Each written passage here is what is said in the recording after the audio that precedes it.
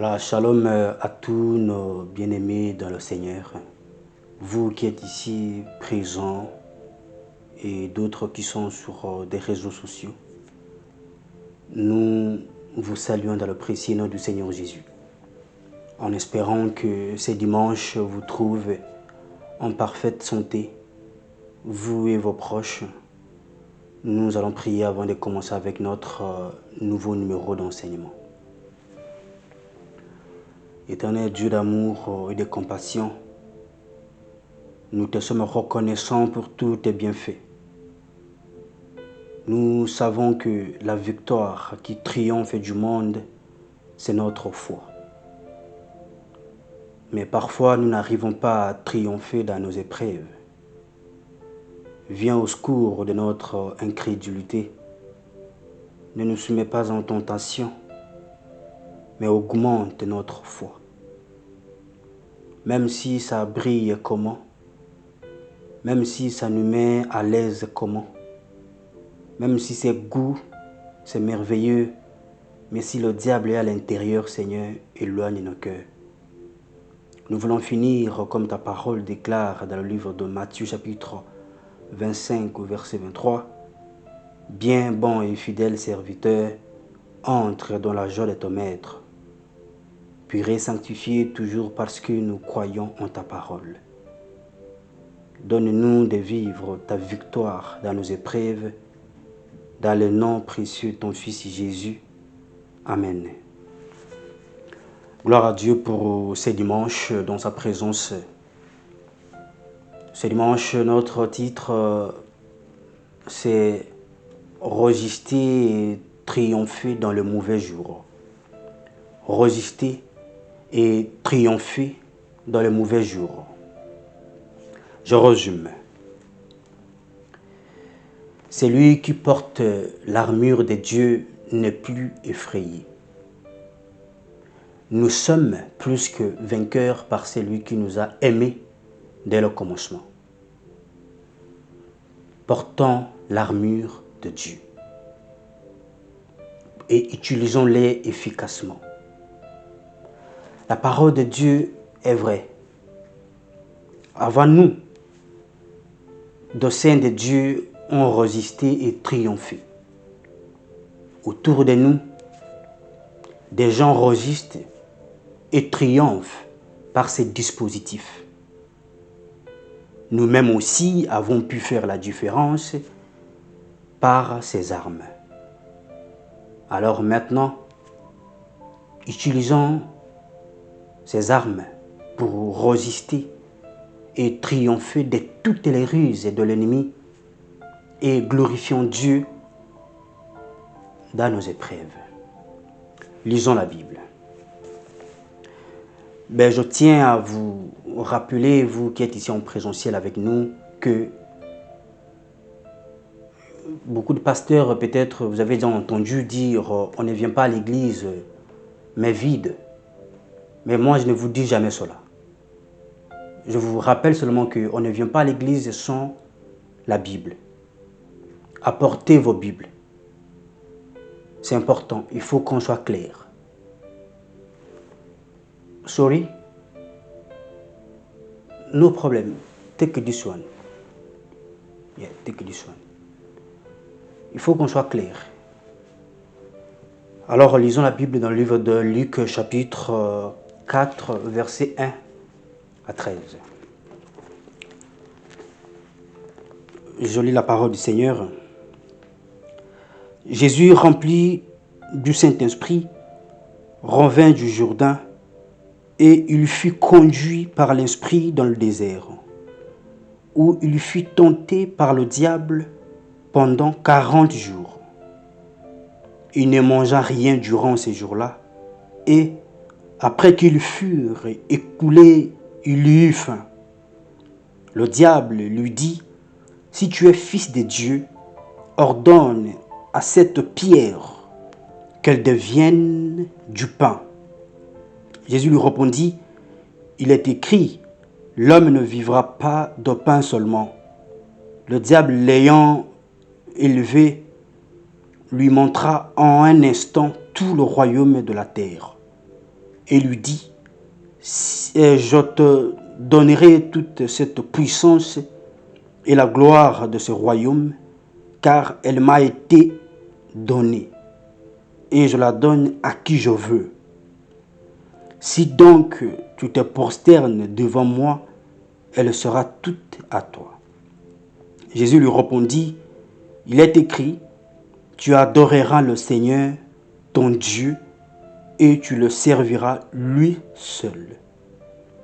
Le diable le conduisit encore à Jérusalem, le plaça sur le haut du temple et lui dit, si tu es fils de Dieu, jette-toi d'ici en bas, car il est écrit, il donnera des ordres à ses anges à ton sujet, afin qu'ils te gardent, et ils te porteront sur les mains, de peur que ton pied ne heurte contre une pierre. Jésus lui répondit, il est dit, tu ne tenteras point le Seigneur, ton Dieu. Après l'avoir tenté de toutes ses manières, le diable s'éloigna de lui jusqu'à un moment favorable. La parole du Seigneur. D'abord, la parole du Seigneur nous parle d'un saint de Dieu, Jésus qui a été tenté. Mais ce n'est pas le problème d'être tenté. Le problème ici est qu'il a résisté et il a triomphé dans ses tentations. Alors, nous aussi, Jésus nous a donné son secret. Parce qu'il dit dans sa parole que nous ferons plus que lui. Si nous croyons en lui, nous ferons les mêmes œuvres que lui. Les mêmes œuvres là, ce n'est pas forcément des miracles. Et aussi, lorsque nous serons dans des épreuves, que nous puissions résister et que nous puissions triompher comme lui aussi avait résisté et triomphé. Alors, comment lui avait fait pour résister? Alors aujourd'hui, il va nous donner ses armes. D'abord, qu'est-ce qu'il a fait? On va écouter. Après, ensuite, il va nous équiper de ses armures, à ce que nous puissions aussi affronter tout défi qui serait en face de nous. Ici, il fut tenté. D'abord, il a été conduit par l'Esprit dans le désert pour être tenté. Après avoir été baptisé, l'Esprit le conduisit dans le désert. Parfois, on se pose des questions. Comment moi qui est au Seigneur, qui est en train de servir le Seigneur en esprit, en vérité, mais je croise que des tentations, je croise que des problèmes, je croise que des combats plutôt, des combats. Vous savez, Jésus aussi ici, il devrait normalement croiser même les gens qui devraient lui soutenir dans son début de ministère, lui encourager même dans son ministère, lui dire « ouais, félicitations », etc.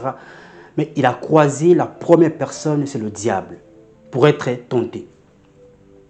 Parce que le diable sait que si il arrive à vous paralyser au début du ministère, au début de votre vie spirituelle ou chrétienne, au début d'une affaire, etc., pas parce que le début marque la fin.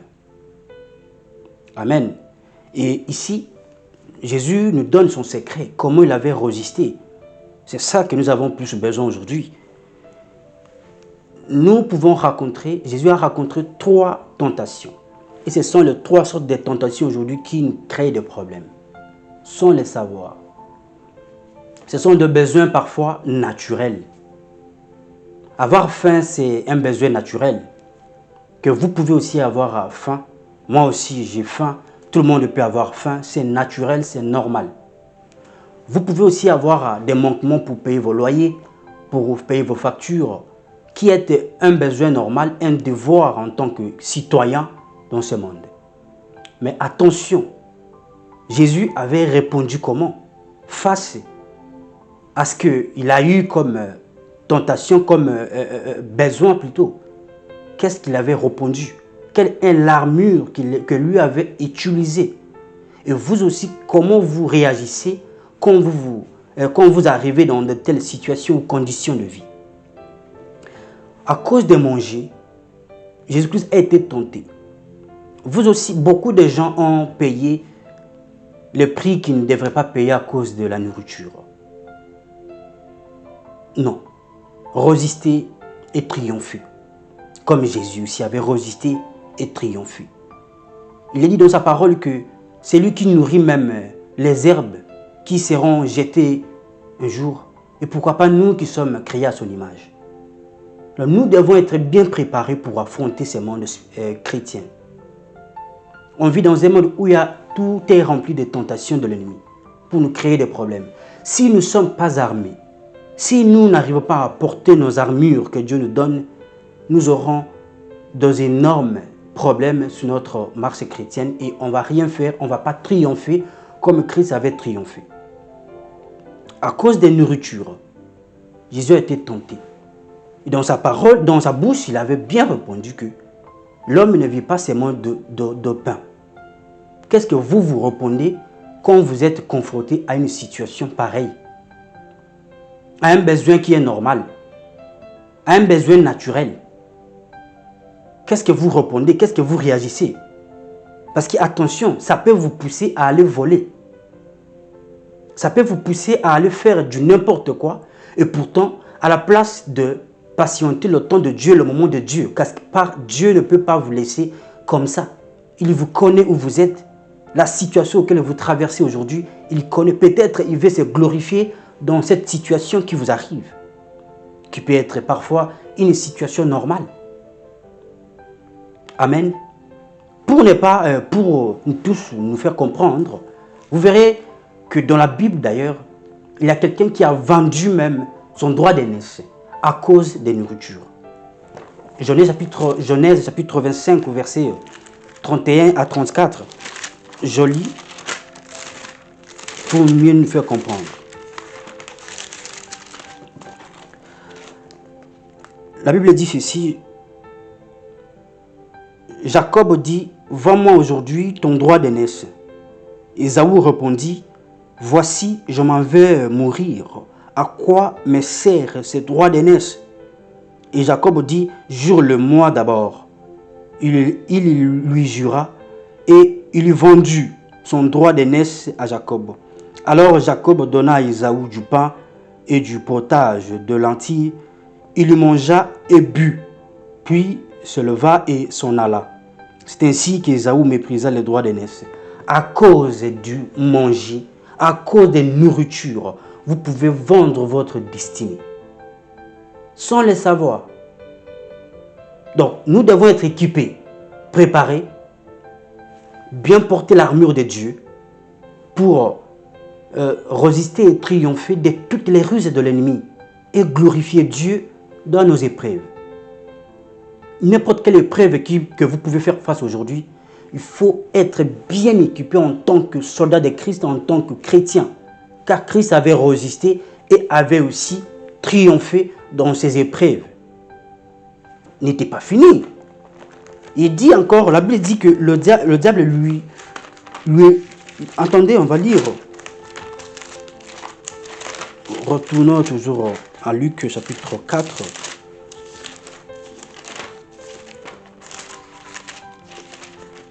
Alors, ici, le diable lui dit, si tu es fils de Dieu, ordonne à cette pierre qu'elle devienne de pain. Là, Jésus-Christ avait bien répondu. Nous avons bien entendu que prochainement, on ne va pas répondre comme tout le monde, car on va bientôt être bien équipé de son armure pour bien affronter notre monde. Deuxième tentation que Jésus-Christ avait eue et avait résisté et triomphé était que le diable l'ayant élevé lui montra à un instant tout le royaume de la terre et lui dit, je te donnerai toute cette puissance et la gloire de ce royaume car elle m'a été donnée et je la donne à qui je veux. Si donc tu te prosternes devant moi, elle sera toute à toi. Jésus-Christ lui répondit, il est écrit, tu adoreras le Seigneur, ton Dieu, et tu le serviras lui seul. Ça veut dire que vous qui aimez l'élévation, vous qui aimez l'élévation en précipitation, ce n'est pas le moment de Dieu. Vous commencez le ministère bien, on vous propose. Vous aurez beaucoup de propositions. Mais attention, qui vous propose? Je vais tout te donner ceci qu'on a proposé à Jésus. Tout se remet de ce monde parce qu'il m'a été donné, etc. On va vous proposer l'élévation. On va vous proposer de devenir ceci ou cela, d'avoir des immeubles, d'avoir une grande église, d'avoir ceci, d'avoir des opportunités dans la précipitation. Mais attention, attention, il y a toujours une condition dans chacune de ces épreuves. Le diable avait dit à Jésus que si tu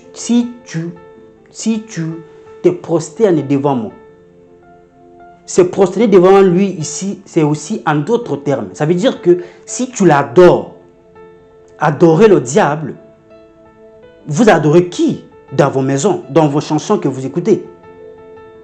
Ça peut aussi être une manière d'élever le diable afin qu'il puisse vous donner tout ce que vous avez besoin dans ce monde qui est passager, qui peut disparaître à un instant. Jésus-Christ avait refusé.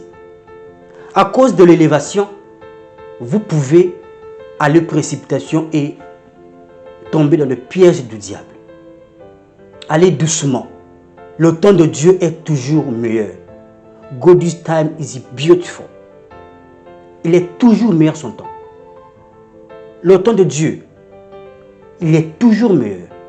Ne vous précipitez pas avec quoi que ce soit. Des propositions inutiles.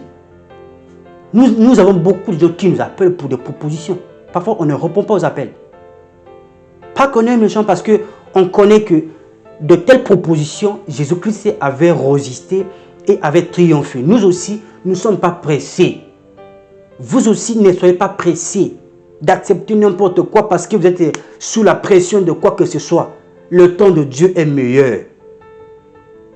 Mais si vous n'êtes pas armé de son armure, vous allez céder. Vous allez aller rapidement. Et même aller chuter. Car le diable, il a qu'une seule intention, c'est pour nous détruire. Détruire notre vie, détruire notre destinée, détruire nos projets. Mais il va venir, il va se camoufler comme un ange de lumière, dit la parole de Dieu. Alors attention. Et prenez ces armes que Dieu va nous donner ce dimanche. Amen. Lisons la Bible. Il dit toujours, il continue avec des tentations avec Jésus.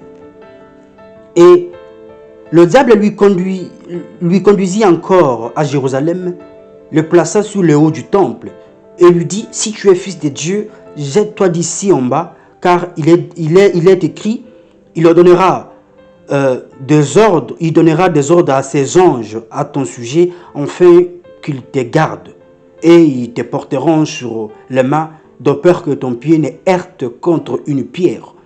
Jésus lui dit, il est dit, tu ne tenteras point le Seigneur, ton Dieu. Après l'avoir tenté de toutes ces manières, le diable s'éloigna de lui jusqu'à un moment favorable. Avant d'arriver dans les armes de Dieu, écoutez, c'est lui qui a résisté et triomphé. Ne tentez jamais Dieu. Parce que les autres font ceci, vous aussi, vous voulez toujours faire comme eux. Ne faites pas cette erreur. Le temps de Dieu est toujours meilleur. Jésus-Christ avait le pouvoir même de se jeter partout et ne se fasse aucun mal. Mais ne pouvait pas tenter Dieu. Ne pouvez pas Dieu. Dieu sait que son temps va arriver dans votre vie. Et attention, ici, le diable lui laissa à un moment favorable. Parce qu'il a laissé Jésus à un moment favorable, parce qu'il a vu que Jésus a résisté et a triomphé dans les 3 tentations. Il va encore revenir.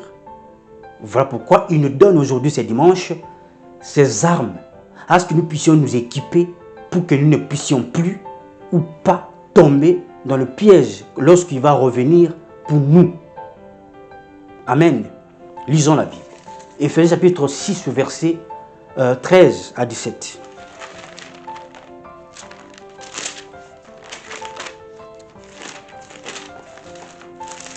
Je lis la parole du Seigneur.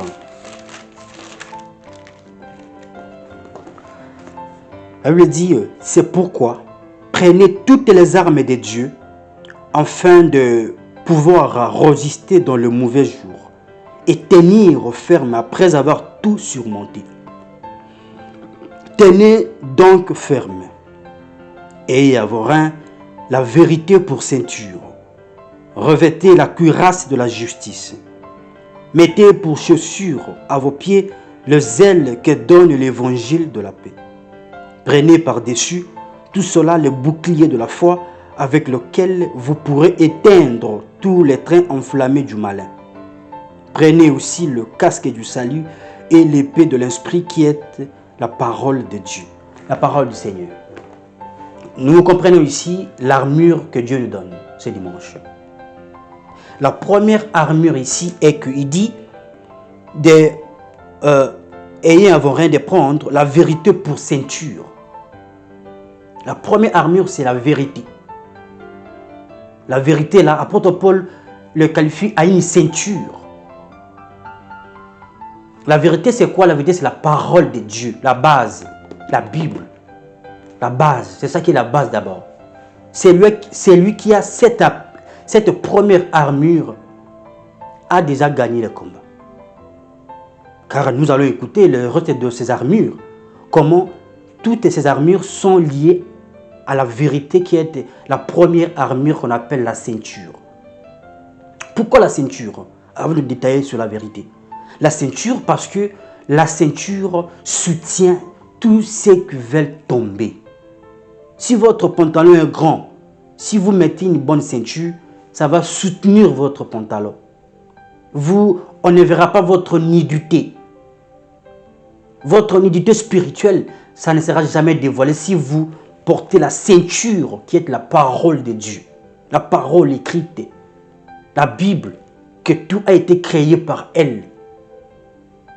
Cette parole que nous devons tous porter. Pourquoi la ceinture? La ceinture, ma femme peut porter ma ceinture. Mes enfants peuvent aussi porter ma ceinture. Mes parents peuvent aussi porter ma ceinture. Mon pasteur peut porter ma ceinture. Donc, la ceinture s'adapte au règne de tout le monde. La parole de Dieu s'adapte à tout le monde. Ça n'a rien à voir que je suis pasteur, que je n'ai pas besoin de la parole de Dieu. Ça n'a rien à voir que je suis enfant du pasteur, que je n'ai pas besoin de la parole de Dieu. Ça n'a rien à voir que je suis la femme du pasteur, que je n'ai pas besoin de la parole de Dieu. Ça n'a rien à voir que je suis plus âgé et que je n'ai pas besoin de la parole de Dieu. On a tous besoin de la ceinture pour soutenir notre nudité, pour protéger notre nudité. La ceinture qui est la vérité, car la Bible nous dit dans le livre de 2 Timothée chapitre 3 au verset 15 à 17, joli, 2 Timothée 3, 15 et 17, la Bible dit ceci: dès ton enfance, tu connais les saintes lettres qui peuvent te rendre sage à salut par la foi en Jésus-Christ. Toute écriture est inspirée de Dieu et utile pour enseigner, pour convaincre, pour corriger, pour instruire dans la justice, afin que l'homme de Dieu soit accompli et propre à toute bonne œuvre. La parole du Seigneur. Donc la vérité ici qui est de la parole de Dieu, la base, est différente de la parole de Dieu comme épée. On va expliquer tout à l'heure. D'abord, la vérité ici va nous instruire. Ça va nous éduquer. Ça va nous corriger. Et ça va nous rendre justes. À ce que nos œuvres soient bonnes. En toute bonne œuvre, toutes nos œuvres seront bonnes. Parce que nous avons les conseils qui sortent de la parole de Dieu. Qui est la Bible, la base d'abord. Et quand vous n'êtes pas armé de cette vérité, vous tomberez dans les pièges de l'ennemi. Vous ne saurez pas que ce que vous traversez aujourd'hui, les gens avant vous avaient fait ça et résisté et triomphé. Alors vous aussi, ça vous demande quoi? De faire comme les autres qui vous ont précédé, dans le Seigneur bien entendu. Alors la vérité de la parole de Dieu est très importante. Prenez cette arme de Dieu, afin de vous préparer, vous tous, afin de vous équiper, afin d'être à mesure d'affronter vos défis, vos tentations, vos épreuves, et de glorifier Dieu dans vos épreuves. Résister et triompher dans le mauvais jour. Car le mauvais jour ici, cela ne veut pas dire qu'un jour où tout est noir, non. Même aujourd'hui peut être un mauvais jour pour vous. Donc il faut porter l'armure de Dieu. Vous ne saurez pas quand est-ce que le diable, car il rôde pour nous nuire. Donc nous devons bien équiper de l'armure de Dieu. C'est ça d'abord la première armure qu'un chrétien a besoin. Lorsqu'on devient chrétien, lorsqu'on est de nouveau, lorsqu'on est baptisé, la première chose à chercher comme de l'eau, c'est la parole de Dieu. Pour être formé, pour être enseigné, pour être préparé, pour être corrigé de quoi que ce soit. Et surtout être préparé. Amen. C'est la première armure qu'un chrétien, que vous avez besoin, que nous tous nous avons besoin. Et deuxième armure ici, la parole de Dieu dit que deuxième armure, c'est... Voilà. Deuxième armure, c'est revêter la cuirasse de la justice. Revêtez la cuirasse pour protéger votre torse de la justice. C'est quoi la justice? Car c'est un Dieu juste qui aime la justice. C'est lui qui est juste, ne tombera jamais dans les tentations de l'ennemi. Car il est préférable de faire ce qui est juste que de faire ce qui est bien. Pourquoi? Écoutez, le péché, ça vous donne du plaisir, ça vous met à l'aise, n'est-ce pas? Mais ce n'est pas juste devant Dieu. C'est bien de boire l'alcool comme vous voulez, de vous mettre, je ne sais pas, de vous prostituer comme vous voulez, c'est un plaisir. Ça vous fait du bien, n'est-ce pas? Mais ce n'est pas juste devant Dieu. Et quand ce n'est pas juste, tout acte qui n'est pas juste est un piège de l'ennemi. Ça peut être bien, ça peut vous mettre à l'aise, ça peut être quoi que ce soit que vous voulez. Mais tant que l'acte est là, ce que vous faites n'est pas juste. Un Dieu juste n'aime pas ça. Et c'est un piège de l'ennemi, un piège du diable. Amen. C'est un piège de l'ennemi. Donc, be careful. Il faut faire attention. C'est un piège de l'ennemi. C'est lui qui vit de la justice, c'est lui qui vit avec la justice de Dieu, est préférable même que celui qui prie beaucoup. Vous pouvez beaucoup prier aujourd'hui, prier, et vous n'avez aucune œuvre juste en vous. Mais c'est lui-même qui ne prie pas beaucoup comme vous, mais qui vit juste, qui ne vole pas, qui ne ment pas, qui ne trahit pas. Amen. Il est préférable devant Dieu. Car d'ailleurs, il est dit que l'obéissance vaut mieux que les sacrifices. Obéissance à quoi? Être juste à ce que Dieu demande. Obéir à ce que Dieu demande, c'est être juste, rester intègre. Vous verrez en quel point le diable n'aura pas un mot sur vous. Et vous allez résister et triompher dans tout ce qui peut arriver devant vous. Parce que quoi? Vous êtes juste. Vous ne cherchez pas avec précipitation. Vous savez et croyez que votre Dieu juste, sa justice est juste. Et on ne vient pas d'ailleurs à Jésus parce qu'il est comme ça. Parce qu'on vient en Jésus parce qu'il est juste. Moi, je donne ma vie en Jésus parce que je sais qu'il est juste et fidèle. Pas parce qu'il donne. Pas parce qu'il fait ce chose-là aux gens. Non, c'est parce qu'il est juste. Parce que sa justice est juste. Lorsqu'il va juger, je dois me retrouver parce que je vis selon ce qu'il demande. Amen. Troisième armure. Mettez pour chaussure à vos pieds le zèle que donne l'évangile de la paix. Chaussure. On appelle ça le zèle que donne l'évangile de la paix. Beaucoup aujourd'hui ont laissé même de servir Dieu parce que leurs pieds ne sont pas chaussés. Ça veut dire qu'ils n'ont pas le zèle que donne l'évangile de la paix. Ils sont venus pour servir Dieu pour des intérêts égoïstes. Parce que Dieu donne le mariage. Parce que Dieu donne l'élévation. Parce que Dieu donne le voyage. Je vais servir Dieu. Et lorsqu'ils voient 3, 4 mois, 6 mois, une année, 2 ans, il ne voit pas ce qu'il cherche, il commence à faire autre chose. Il faut porter des chaussures que donne l'évangile de la paix. Il faut être zélé. Votre zèle, pas un zèle amer, un zèle que donne l'évangile de la paix. Je sais ce que je fais. Moi, je vise le terminus et non le parcours. Moi, je vois le terminus. C'est ça le zèle de l'évangile. Même si on me critique, même si les gens ne regardent pas mes vidéos, même si les gens ne m'encouragent pas, même si je ne soutiens pas, même si je ne reçois pas le soutien de mes frères et sœurs en Christ, moi, ce n'est pas mon problème. C'est ça le zèle que donne l'évangile de la paix. Mais si je ne trouve pas le mariage que je veux, mais si je ne trouve pas le voyage que je veux, mais si je ne trouve pas le moyen que je veux pour faire ceci ou cela, je prêche la parole de Dieu, j'évangélise, je gagne des âmes. C'est ça le zèle qui vient de l'évangile de la paix. Beaucoup sont devenus des coachs. Elles ont laissé l'évangile. Elles ont laissé la bonne nouvelle qu'elles étaient en train de proclamer matin, midi et soir. Parce que quoi?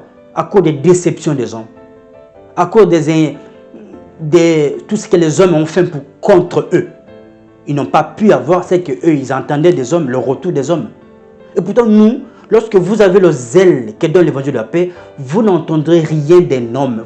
Tout de vous, c'est Dieu.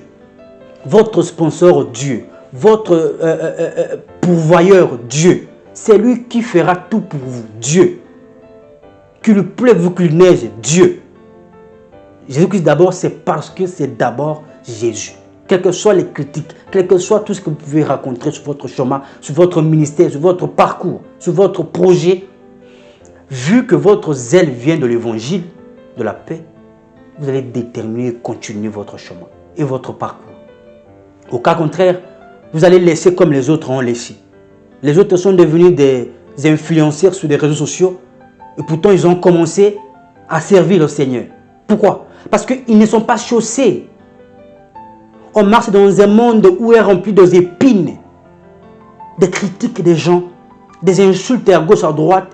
Ce sont les épines qui peuvent nous décourager à ne plus foncer sur notre chemin.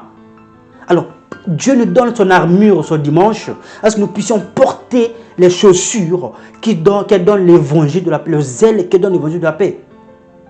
Votre zèle provient de quoi? Votre motivation est basée sur quoi? Sur la parole de Dieu ou bien sur vos propres imaginations? On n'a pas assez de temps, mais écoutez encore, autre armure. Amen. Prenez par-dessus tout cela le bouclier de la foi, avec lequel vous pourrez éteindre tous les trains enflammés du malin. Alléluia. Prenez par-dessus le bouclier de la foi. Les justes vivront par la foi. D'abord, vous comprenez que toutes ces armes sont liées à la première armure qui est la parole de Dieu, la base, la vérité. C'est ça qui vous donnera tout le reste.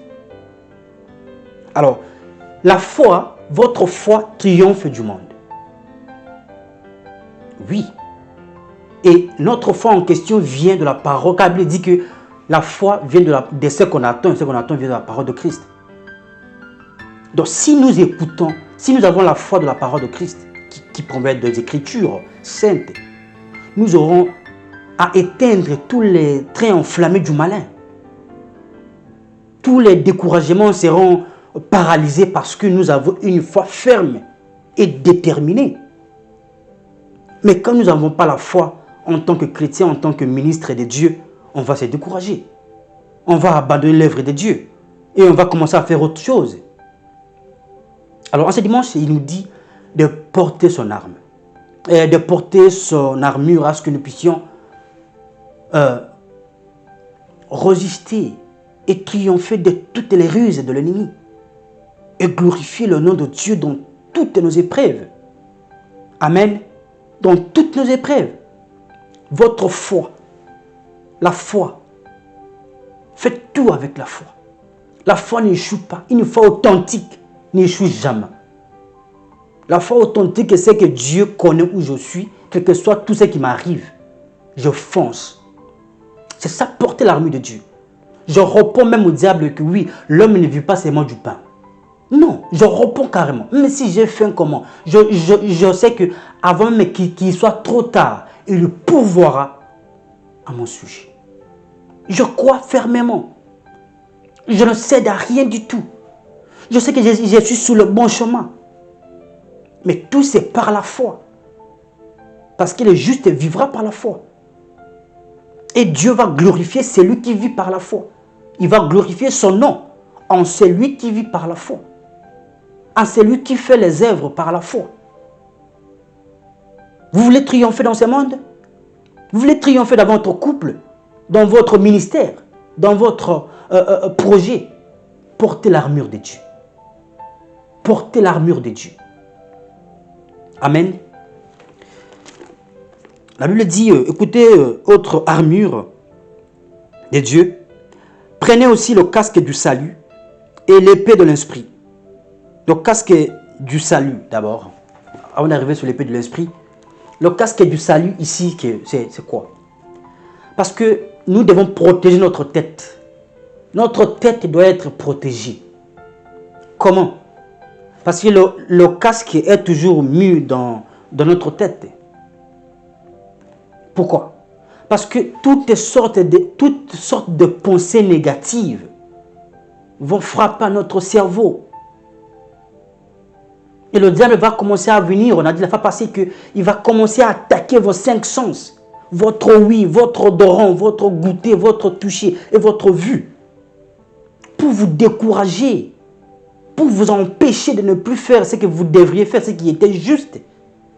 Pour vous tromper même que ce que vous voulez faire qui est juste et n'est pas juste. D'ailleurs, c'est ça qui est mauvais.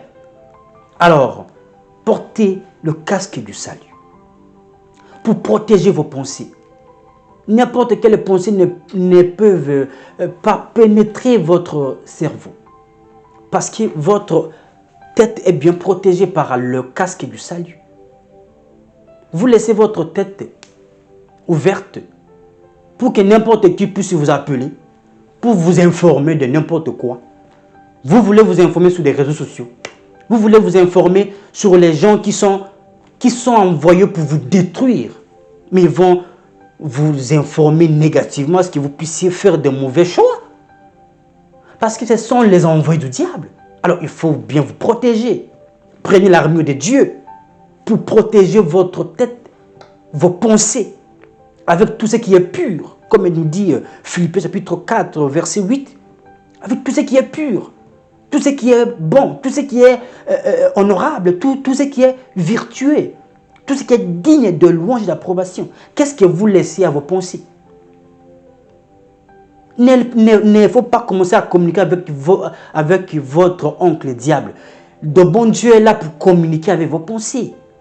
Lisez la Bible, vous aurez une motivation pour bien protéger votre casque et votre tête. Amen. Et la dernière armure, c'est l'épée de l'esprit qui est la parole de Dieu. La parole de Dieu ici, ce n'est pas la première armure qui est la vérité. Ici, la parole de Dieu, c'est ce qu'on appelle le Réma. Parce qu'avant là, c'était Logos. Ça ici, c'est le Réma. Dieu m'a dit, sors au nom de Jésus. La parole que vous prononcez de votre bouche doit sortir de la parole Réma, qui est la base, qui est la vérité. Au cas contraire, votre Réma n'aura pas de puissance. Je chasse le démon au nom de Jésus-Christ. Il faut que ce que vous parlez là soit lié à ce que Dieu a dit dans sa parole. C'est ça qui va se réaliser.